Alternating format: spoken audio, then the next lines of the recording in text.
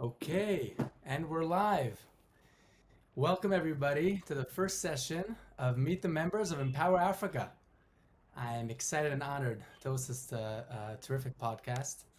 My name is Shai Bernstein. I'm VP of Business Development and Partnerships at Empower Africa. And we're going to have one of these podcasts every Monday now at 5 p.m. CAT, that's Central African Time. And since it's quite confusing, all these different times, so that's GMT plus 2, also known as IDT, Israel Daytime, also known as UTC plus 2, and so on. There are quite a few. We've researched the whole thing. But again, Central African Time, that's the time that we're going by.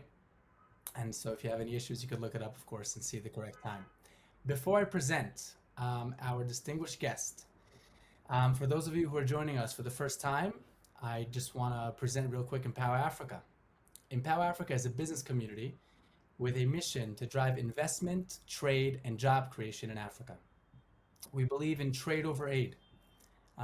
We believe that business is the best way to build things and make a difference.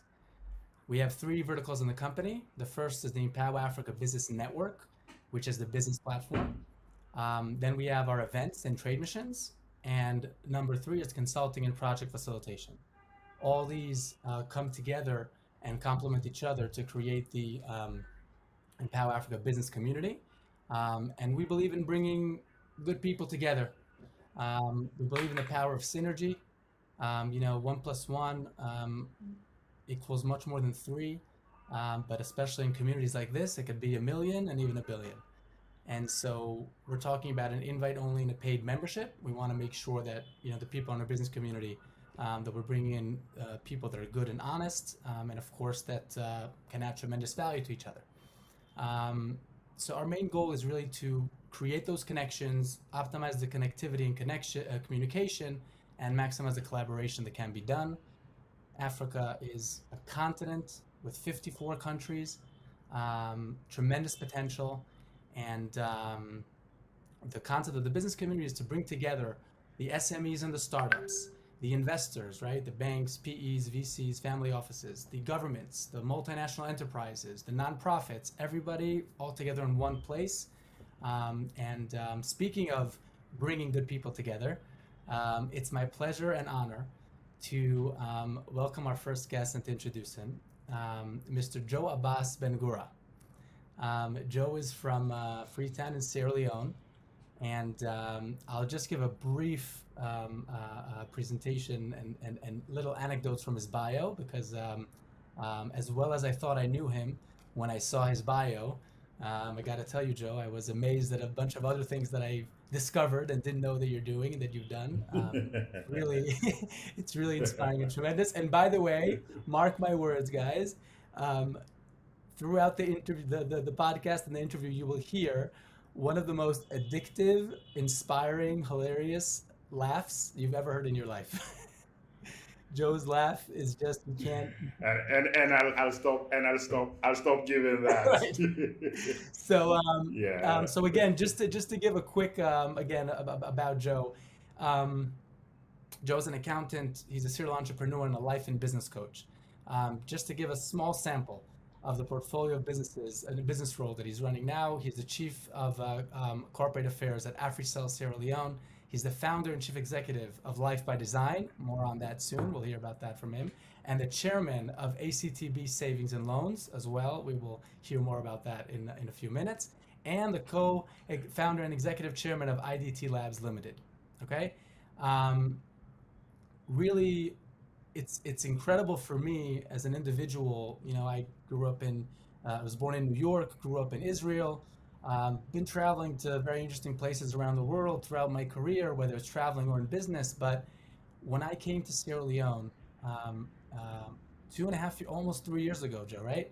And I Yes. met Joe. I remember just being completely in awe by the energy that Joe brings. And I think maybe the best thing, Joe, with your permission, is to start by kind of going back and maybe asking some questions and hearing from you about where you grew up and where you came from and so on. Before that, I just wanted to add an important note, and before we dive into the rest of the podcast, today is International Women's Day, and this month is also Women's History Month, and I think it's important to just mark that for all of us, and to learn more about so many extraordinary women out there. Sometimes they're right across the street or in our house, which is another interesting topic, Joe, that maybe we'll get to, right? You and your wife, high school sweethearts, been together for over 30 years. But yeah, I just wanted to, so we'll get to that, we'll get to that. But I just wanted to mark that. I think it's important. And also to mention that we're having on March 22nd an event at Empower Africa, extraordinary women, extraordinary entrepreneurs, and we're going to be interviewing some incredible women entrepreneurs. More on that later. I don't want to take up more time, and I want to focus now on my friend Joe Abass. So Joe, tell us a little bit. Where were you born? How was it growing up in Sierra Leone? Well, thank you very much, Shai, and thank you to the Empower Africa family for this privilege to be sharing stories from Sierra Leone. I was born in the eastern part of Sierra Leone some almost 54 years ago. So Shai, I'll be celebrating my 54th birthday on the 7th of Ah, April. And so I've been around the tracks, for quite a while now. But I was born to illiterate parents. My parents never darkened the face of a school.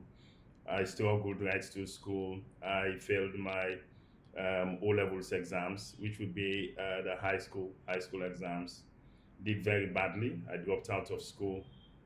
I got a job as a laborer in a palm kernel oil mill, and actually given up any hope that things were going to be in different. My sorry, parents. sorry, sorry. Go Just want to make ahead. sure you're Go saying ahead. in a palm oil mill. Palm oil mill. Yes, in a palm oil mill. A palm kernel. Palm kernel. They would bring the palm kernel from up country and break it down. And so that's gone. I got my first job. Could have been at age 17. So not sure whether it was child labor at that, but that's when I actually got my first job. So I would see my friends that were in school together, and if I were the first to see them, I would actually dodge. I would switch sidewalks. If they're on the right hand side of the road, I'll switch to the left so that they don't get to see me. Because if you look at them and look at us, we were in the same classroom, attending the same classes, and then taught by the same teachers. And the big question was, what happened to me? So that was kind of like a childhood. Around what I grew up with, until I met a mentor at age 22. I must have met him at around age 19, and we started working together. He was a pastor in a church, and but had house fellowships, and he started, coaching us, building leadership, giving us leadership responsibilities. Even at a point where I did not even have my high school results, failed my O levels. There was nothing, and he was one of the first people I walked to my parents and said, to my father, it says, this son of yours, talking about myself and my elder brother, will talk to nations. Pabu, he said to my father, this sons of yours, myself and my elder brother, will talk to Wow. nations. So he was the one who started speaking that to me. Like I said, it was age 17, 18, nothing, with nothing. But somebody visionary, he could just see the potential that was in us, that nobody saw, and even our present circumstances couldn't picture that this is possible.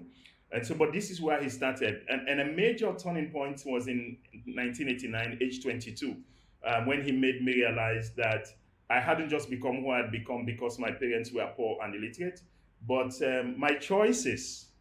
He said, "Your choices, my choices had contributed to where I was. And if I would make better choices, I could change my life." And it was a eureka moment for me.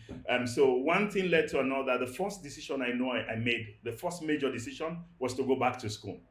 I said, I need to go back to school. I need to go take my O levels again. And this was about more than 5 years. 5 6 years since I had taken my O levels the last time, and but it was courage, enough courage. And then this is the point, another point. I My parents couldn't even pay for me to go back Wow. to go take my O levels. They couldn't afford to do that, and so it was the equivalent, current equivalent of so what do you have? $10. It was the current equivalent of $10. That's what I needed to pay my O levels fees. But then I had gone to the level where I had learned how to package myself so that it became easier for people to help me. So there was this guy who was working in a bank, a central bank, and I would go to his house, be a house help. I would launder his things and set them in order. He had a motorbike, a small blue motorbike, and I would shine and clean it up, make sure whenever he's ready to go to work, it will be all easy for him. I would clean their house very nicely every weekend. And so when it was time for me to go back to school, he paid my O level fees, and Wow. and it was joy because once I got that, it took me 3 months to prepare for my O levels exams. Once I got through that, I passed. I got the subjects that I was looking for, got a complete credit, and it was amazing because confidence was built back into my life. Got a job in an audit services department. So I started taking professional exams paid for by the organization. There's no way my parents could afford. Once I got my O levels, that was how I worked my way back into life because I got my O levels. Within 2 years, I got a job with KPMG because I had taken some professional accounting exams at the junior stage, junior accounting professional exams, and I got employed by KPMG. So KPMG paid my way to qualify as a chartered accountant. Some 7 8 10 years later after I joined KPMG. So that was my initial journey. Wow. Wow. I actually, again, I just knew a little bit of that. That's amazing. And so how do you, I Yeah, mean, let's go back for a minute to that, younger yeah, kid, the student, right? Joe, the student, who is, failing yeah. the exams, just not interested in them, doesn't understand the concept, whatever it is, right? And you drop out of school and you go through this whole process that you're mentioning, where again, um, from the fact that you couldn't have the support of your parents to pay even the O levels, right? I'm thinking about all these individuals out there, younger individuals who are out there, and I know that you come across a lot of them, and maybe you could also share just a little bit more about the TV show, and others, but I'm just in awe about how, like, what a young kid, Joe in Sierra Leone at the age of 17, where you're at, um, and how you then understand that you do want to go to school and that there is the importance of finishing the exams, right? Tell me a little bit about that process in your mind. There was always something, Shai. There was part of the reasons why I failed my exams had to do with, well, there were a couple of stuff, economic circumstances. You were late to get to school. You would be an hour, sometimes 2 hours late to get to school because even I stayed away in a place that was 10 15 miles away from the school, and I had to take public transport to come to school. A lot of the time, by the time you get to school, it's you 2 hours. You've missed 2 hours of classes, and you didn't have the books. The environment was not right because when you go back home, you would be working since till 8 p.m. Right, By the time you sit down to read whatever is there, and you just get tired, and it's just to go to bed and prepare for the next day. right, And so there are a lot of mitigating circumstances, but there was something in us. It started from our parents because even when they couldn't give us lunch to go to school, lunch money for school, they always made sure our fees got paid. They made sure our fees got paid. And so if it's the only thing they could do, so you could see the valued education, and their determination was all of their kids would get to the fifth form and take their O levels exams. They knew they couldn't afford to send us to university, but it was almost like once we get them to the fifth form, we put them in the hands of the mighty one, and he would make the way for them. Right. So all our kids should get to the fifth form. That was their commitment, nothing beyond that for university. So there was a value for education in the family. And we had seen people, we had cousins, we had uncles who had been, gone to university and are working, in the banks, setting a bank. And so I always said I wanted to be an accountant. That's what I said. I wanted to be an accountant once I saw the uncle. So there was always inspiration there, that even though the circumstances were such that, there was no way it was going to be possible, we kept pushing and looking for every opportunity, we had, and, whatever examples we had of people who were pushing it.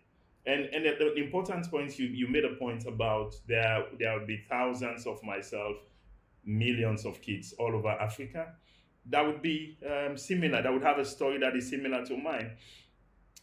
So a combination of making the right choices, because once I made that decision in 1989 about choices, I told you the first one was to go back to school. The next one was to change my friends completely. So I looked for a new set of people who had the value system, who had the ambitions that like I had, completely different from the ones that we grew up with. Tough. I would tell you categories of decisions that I made that was so tough. And again, and having a service mindset was very helpful. It's those people who are just waiting for people to give them handouts. You have a lot of Right. them. Once I knew that if I provided service, if I support people, they have needs all the time. If I would be proactive in supporting them, people will always reciprocate. They would always come back to say, "This is how you could help. We can help you." So it's not to fold your hands and say, "My parents couldn't pay, and then I don't have the resources." There's something you could do to be able to create. It's about Wow. resourcefulness. What did I have? I had my strength, I had my mind, there are things I knew I could do. If I'm resourceful, I would be able to generate the resources that are required to move me forward. So when it came to even the TV show, once I started making these moves and I saw the results, I started sharing to my colleagues, see what is happening to me. It's your choices. It's your choices. So I started sharing in churches. Then we had a radio program. I couldn't stop just sharing, motivating them. We are from the same background. Look at what's happening to me over the last 2 years. The same could happen to you if you make similar choices. So then I went on radio. We had a show later was called Winning Ways. And then that was 1999, October, when I went on radio.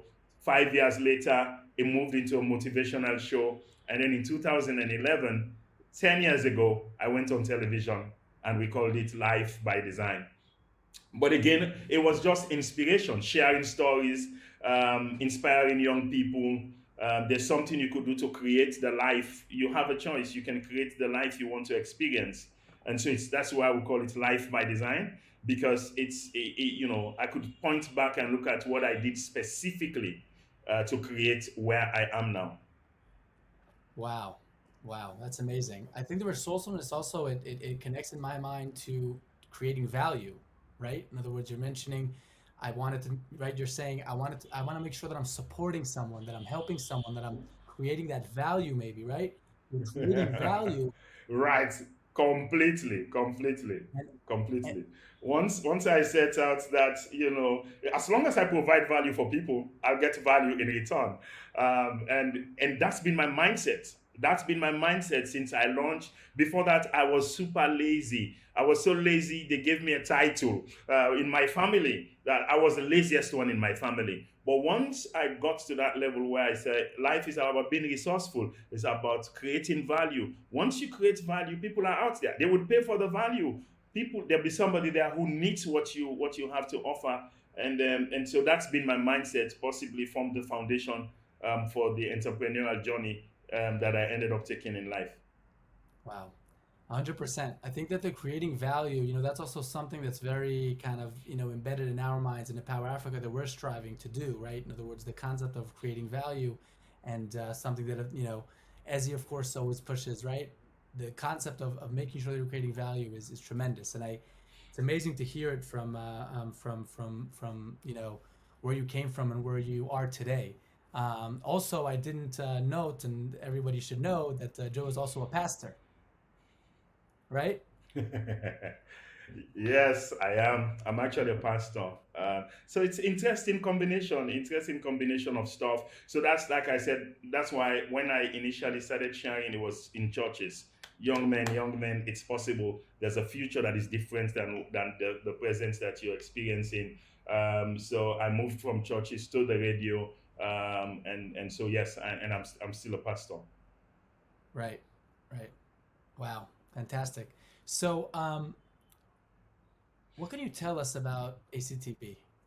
How did that start?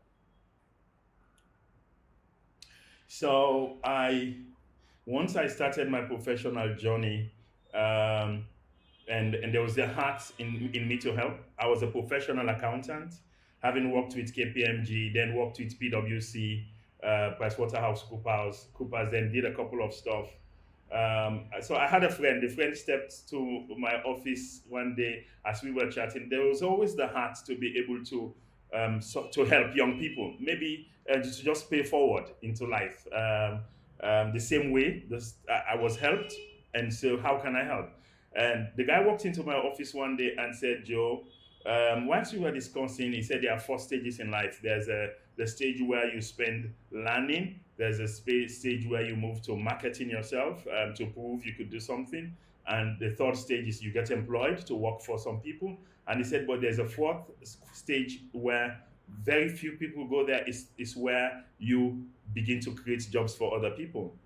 So you're now the employer and you're creating jobs for other people. Once he said that, I knew automatically that all the good intentions that I had to help young people would not materialize if I were to remain an employee and fund that for my salary. I just instantly discovered that it would be as an entrepreneur. It would be as somebody providing jobs. That's the easiest way to be able to create jobs and solidly for young people. And so that is when I made up my mind. It was the entrepreneurial path that was going to help me in this. So at that point in time, I got a scholarship from the U.S. government, traveled to Syracuse, New York. All right. I was to go and read. I was to go and read. In what was the administration, leadership, and administration.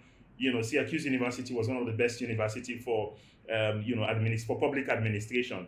And so I was to do something on public administration. In the interim, the moment I got this stuff about the power of entrepreneurship, and that's what I should use to be able to launch me to this journey to be able to help a lot more people. I went to Syracuse University. I looked for the business school and I switched. I switched all my courses and went to the business school. That's what prepared me for an entrepreneurial journey. Once I came back, I met Paul Skiller. Paul Skiller is the founder for Call to Business, and he said to me, "Look at this opportunity." And I had no hesitation to push there. We had only 5 full-time staff.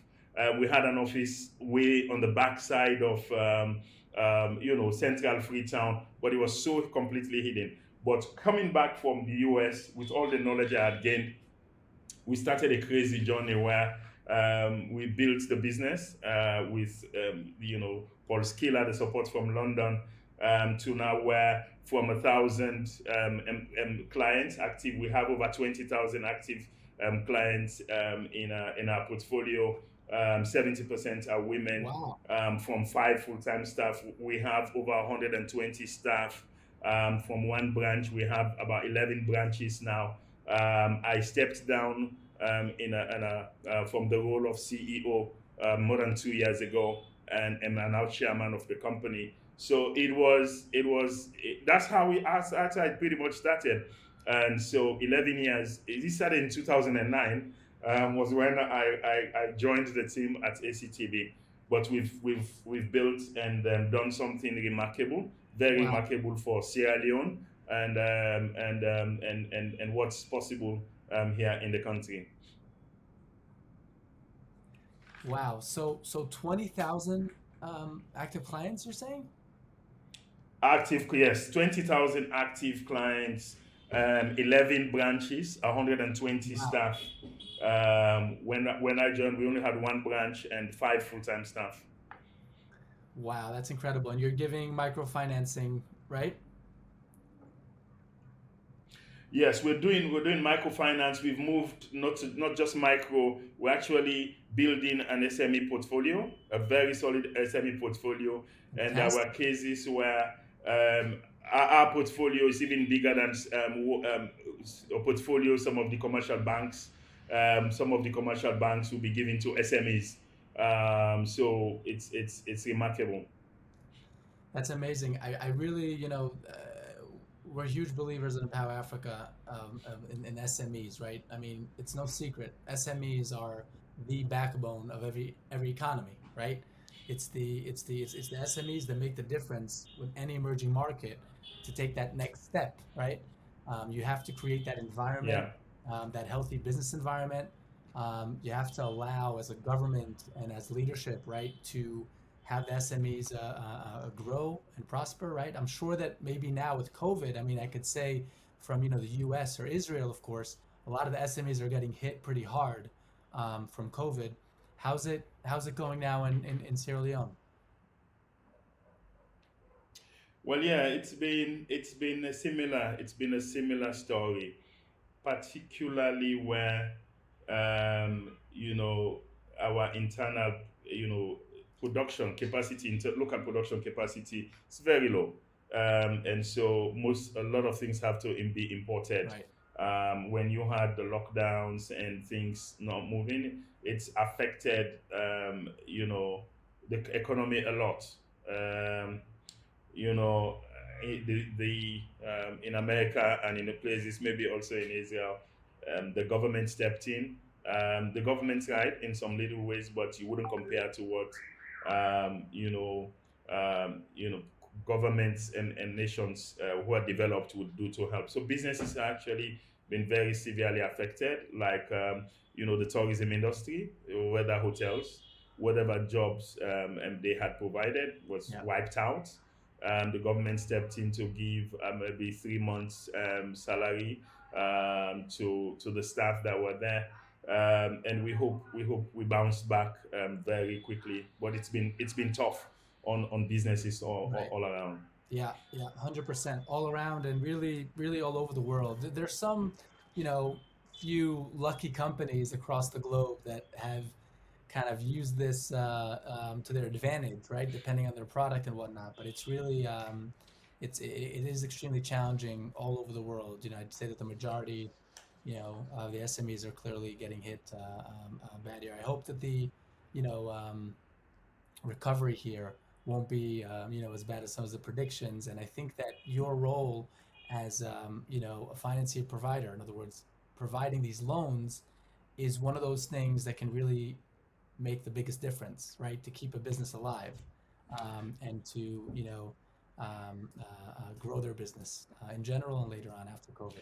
Definitely, definitely, particularly in cases where most commercial banks, um, because they are doing investments with the central bank and they're buying treasury bearer bonds, and they would rather have instead of giving loans, they would rather just have just safe security investments that they do with the government, borrowing, lending to the government, and so businesses don't have the capital they need, and so that's where we Right, step in, and as a major way to be able to run our business is to fund. And so what we're trying to do is to make right. sure our SME portfolio match the microfinance and even exceed that. That's the goal. Fantastic, fantastic. Um, let's move on to LBD, Life by Design. Can you share with us? Life Tell us about Life by by Design. design. Life by design. So now, once I started sharing the stories of my transformation in life, and we had the media, we had to now set up the show on television. I had to start pushing, to say how can we turn what I do on television into a business. And so I with the support of the team from London, we were able to register Life by Design officially, not just a TV show, for it to become a company. And we've since built it into an integrated marketing and communications company, with our own production studios, audiovisual production studios. We produce our own show, the show for television for ourselves, and we're working with a host of NGOs and commercial businesses to provide integrated marketing services.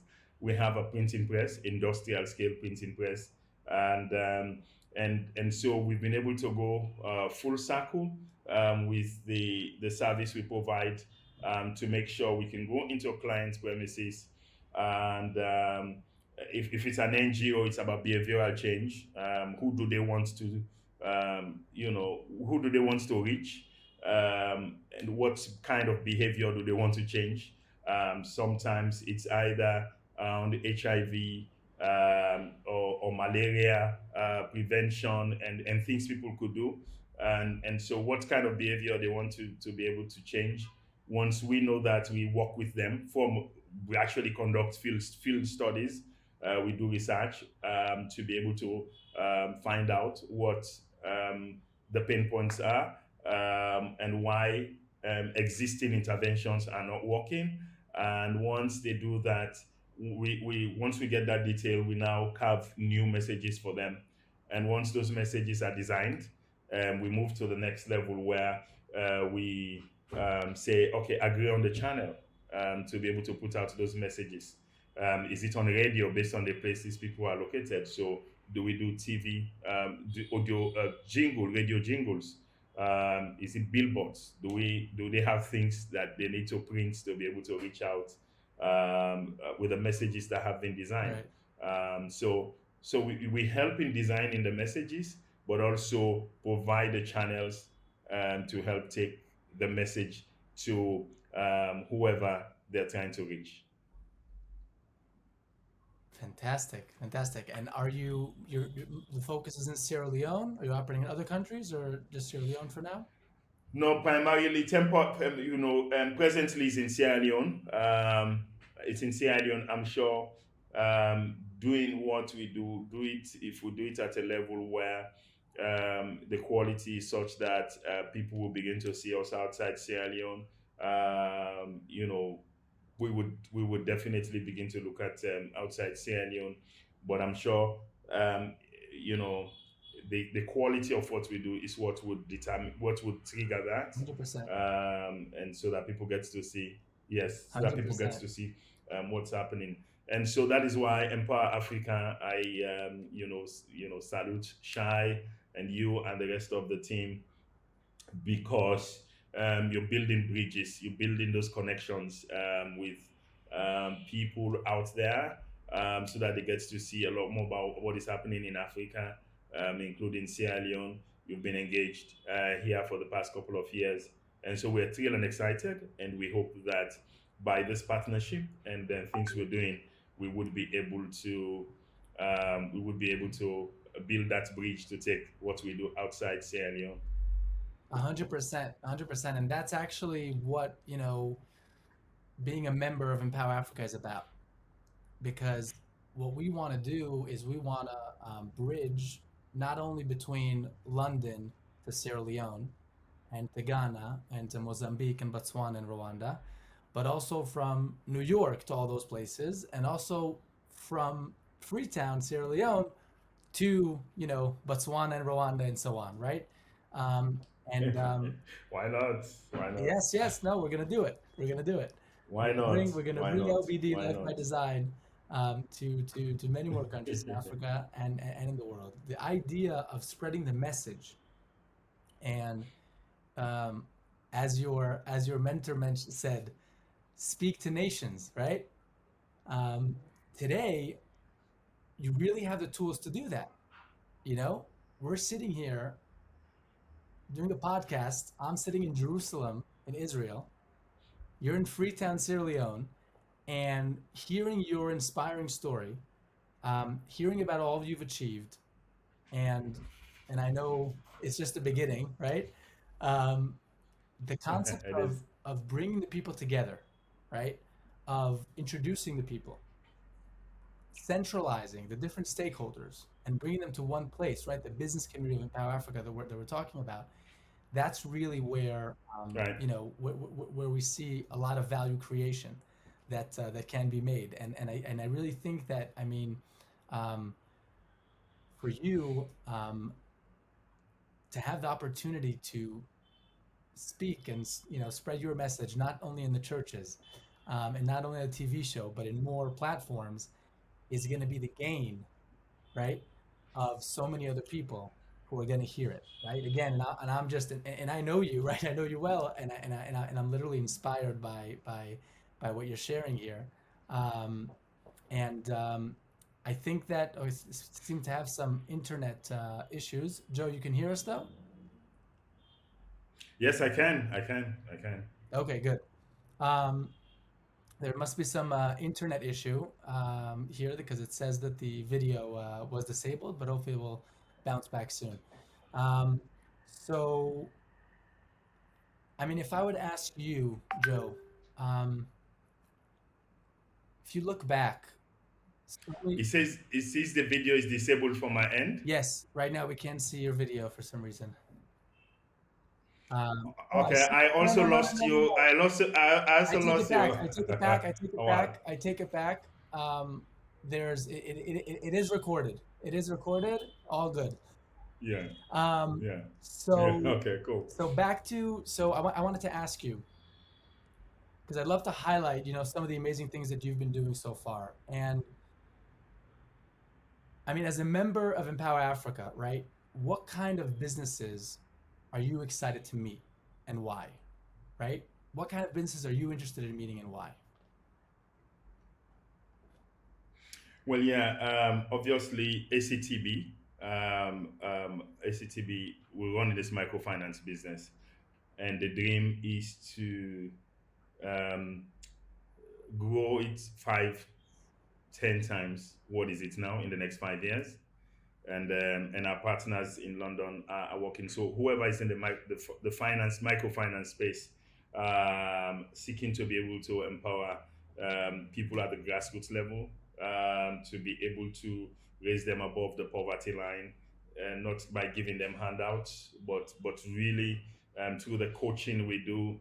Because one of the stuff that we do on the LBD side is entrepreneurial training. So over the last couple of years, we provided enterprise and entrepreneurship training to over 2,200 businesses, Wow. separate businesses. Yes, yes, 70% in the western area of Freetown, 30% up country, Wow. and skills. So so it's not about just providing the finance.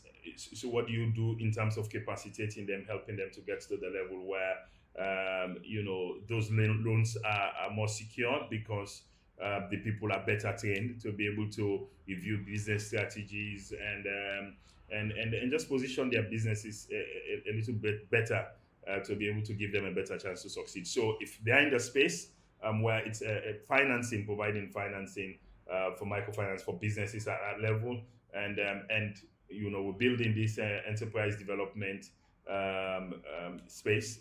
We're in there. We're looking forward to setting up a business incubator. We've been already doing that. IDT Labs, some of the companies you listed, IDT Labs was actually, we incubated IDT Labs, and it became one of the biggest software development companies in the country. And so, we're looking for across the Empower Africa business community, for people involved in these three areas: microfinance, enterprise development, providing training for entrepreneurs, and setting up an incubation, a business incubator, and thirdly, and this stuff we do around Life by Design, which is integrated marketing communications. So anybody, any businesses will be connected with, who's interested in talking with us. We look forward to taking that journey forward. And of course, if you're talking about IDT Labs is a software development company. If you are in that space, we know what technology did in the era of COVID in terms of technology companies grew. A lot of them grew during this period, and so we'd like to be able to see how we can grow IDT Labs, in the software development space. So if there are people who are interested in talking to us, we look forward to doing that. Right. Wow, fantastic. By the way, as we're speaking here, I just wrote down, there's a specific individual that I met a couple times when I was in Sierra Leone who was, just very impressive. And I offline, I'll speak with you about him. I think it's a great opportunity to connect him with you, and see, because I think he may be relevant for that, for multiple aspects. So we'll talk offline on that. Um, so No before we problem. No problem. before we sum things up, um, I asked you to think of uh, a favorite quote of yours or a different saying, that you love or you resonate with, and explain why you chose it and what it means to you. And before you share with us that, I just wanted to kind of piggyback on that for a second, because you mentioned earlier in the podcast something beautiful about our actions, and about being resourceful, right? And how your actions of what you did, and brought you to where you are. A lot of hard work, um, and I think a lot of times people also don't appreciate enough um, the actual hard work. I think a lot of people are looking at it to be instant. People think that they just come across, a millionaire or a billionaire, and then they give them a job and start handing out money to them for I don't know what, right? And the concept of really working hard and building it up, right? So I wanted to share. I was just reading a book where they had a quote from Aristotle about. It goes like this: "We are the sum of our actions, and therefore our habits make all the difference."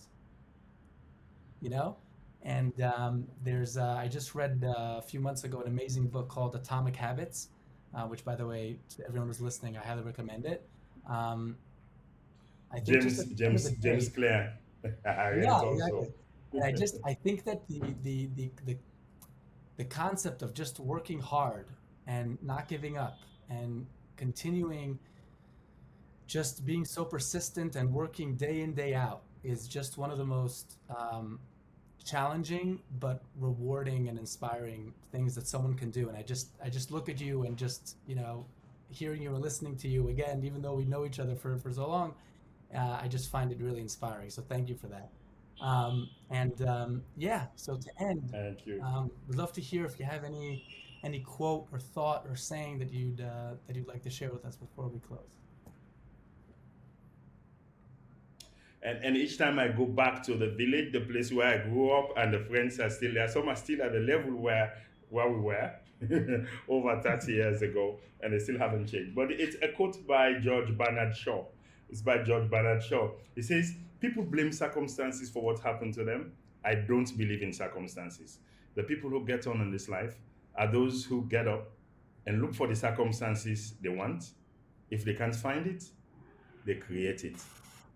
So we blame circumstances for what happened. So he says, I don't believe in Wow. circumstances. The people who get on in this life are those who get up and look for the circumstances they want. If they can't find those circumstances, they create the circumstances. So once I stopped blaming my parents, for because they are illiterate, and that is why I couldn't make it beyond where I had made it in life. Once I stopped blaming them, I said, okay, what's the circumstances I want? How can I create it? And I have never stopped. I work on myself on a daily basis. Most of the books you're talking about, the materials, I just devour materials. I am online all the time. How can I get my businesses to grow and multiply? How can I make this, what we're doing, a multi-million-dollar business? And so the next decade, we've had first decade of Life by Design. The next decade, the first decade was ACTB, building ACTB from Right. zero to make it something. This second decade is for Life by Design. But and thank you again to you and Ezzy and the team.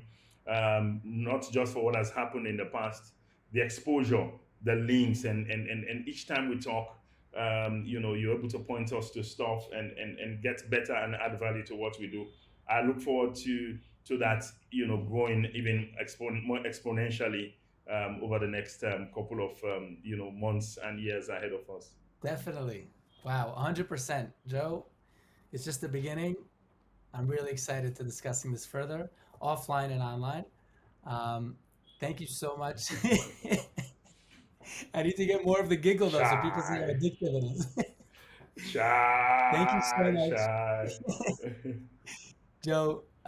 Thank you so much for joining us. It's been an honor to have you here, and thank you so much for your insights, sharing your experience, sharing your thoughts.